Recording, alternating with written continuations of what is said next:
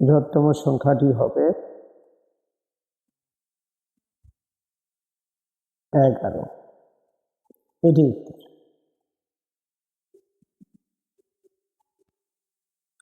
কোন বৃহত্তম সংখ্যা দ্বারা 77 110কে ভাগ করলে কোনো ভাগশেষ থাকবে না?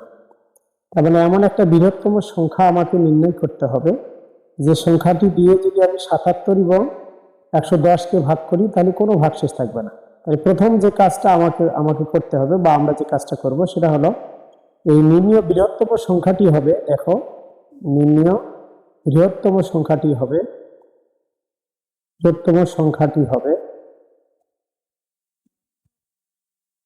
77 ও 110 এর গসাগু।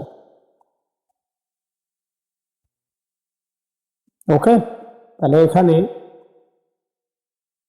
আমি যদি 77 দিয়ে 110কে ভাগ প্রক্রিয়ার মাধ্যমে আগাই, 77 3 8 3 77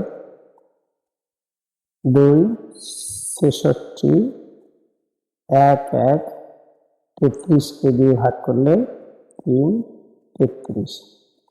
তাহলে কি, সুতরাং নির্ণয় বৃহত্তম সংখ্যাটি